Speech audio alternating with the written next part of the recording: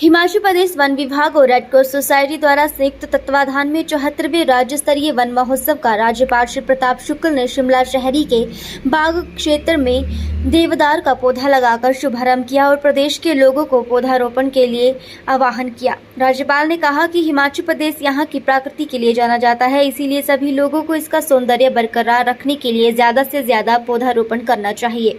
उन्होंने कहा कि शास्त्रों में कहा गया है कि एक पेड़ 10 पुत्रों के समान होता है, यानी अगर एक पेड़ कोई लगाता है तो उसको 10 पुत्रों के समान फल मिलेगा। इसीलिए हिमाचल प्रदेश की हरियाली के लिए लोगों को बढ़ चढ़कर आगे आकर पौधारोपण करना चाहिए। देखिए 74वां वन महोत्सव है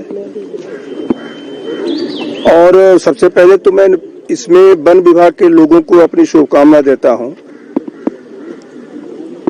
उसके बाद उन सभी लोगों को शुभकामना देने का काम करता हूं जिन लोगों ने वृक्षारोपण को अपनाया है।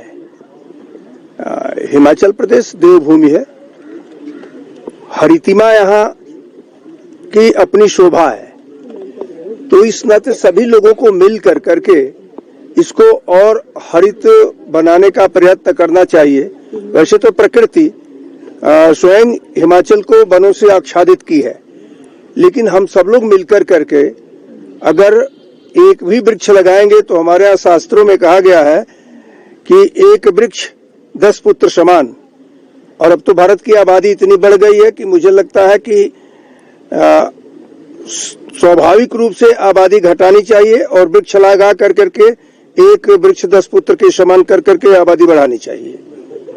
तो मैं जो समझता हूं कि वृक्षों को पूरी तौर पर अगर करेंगे तो अगर एक वृक्ष लगाएंगे तो उनको 10 पुत्र का फल मिलेगा।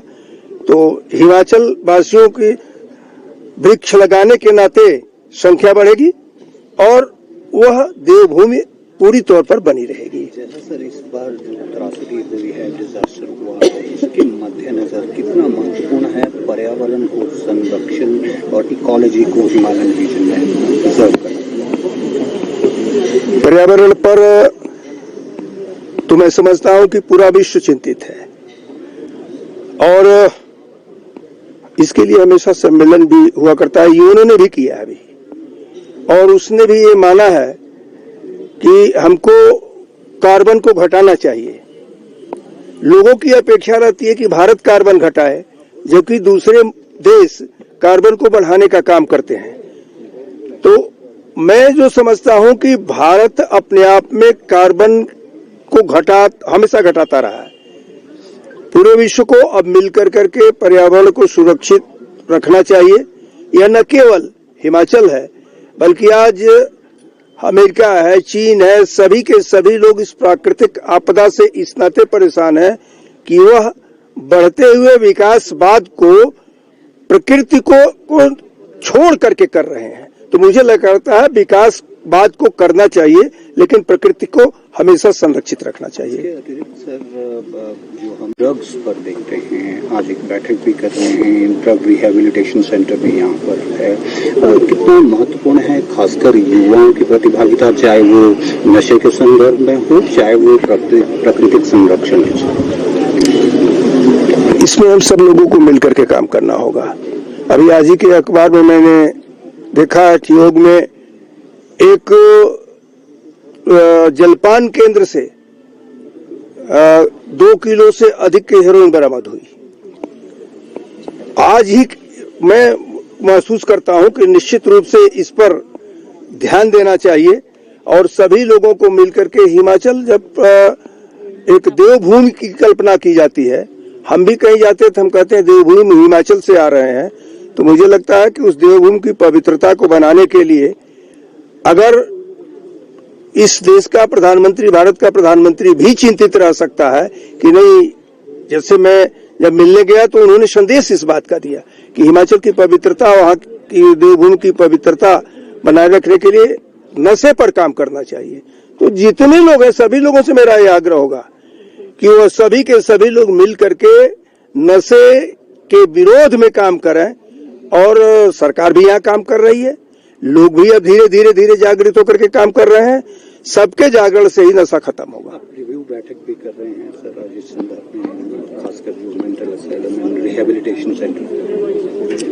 हाँ, कर इस नाते रहे हैं कि वह लोग अपने काम को पूरी तौर पर तत्परता के साथ करें। रिहेबिलिटेशन सेंटर का मतलब यह केवल नहीं होता है कि वहां आकर के मरीज आ जाए और आकर के वहां रुके और रुक करके उसको उस कायदे से बताना चाहिए, सुविधा देनी चाहिए। यहाँ से जाने के बाद वह स्वयं आगे बढ़ करके नशा रोकने में अपने को लगा सके। आखिर में सर राजभवन को खोलने की निर्णय लिया जा रहा है, ये कब से होगा? Will it be open for public? अब देखिए, इसके ओपन की घोषणा तो मुझे 15 अगस्त को करनी है, लेकिन आपने प्रश्न पूछ दिया और आज मैंने एक न्यूज भी देख लिया था, तो मुझे लगता है कि शनिवार और रविवार ये 2 दिन ऐसे होंगे जिस दिन बाहर से आने वाले लोगों को, हिमाचल वासियों के लिए और विशेष करके बच्चों के लिए भी, क्योंकि बच्चों को और बताना जरूरी है कि हेरिटेज बिल्डिंग्स क्या होती है, ताकि वो आगे बढ़ करके उसकी सुरक्षा कर सके। और उसमें कई चीजें अभी और है, जैसे शिमला समझौता हुआ है, उसका भी एक वो है, जितने राज्यपाल आए हैं उनका क्या क्या दृष्टिकोण रहा है, ये सब दृष्टि से वहाँ के जो वैभव है वो वैभव वहाँ के भवन से है, वहाँ पर जो कार्य हुए हैं उससे है। तो मुझे लगता है कि उसकी सुरक्षा की दृष्टि से भी प्रयत्न करना चाहिए और दर्शनीय स्थल भी बनाना चाहिए। धन्यवाद।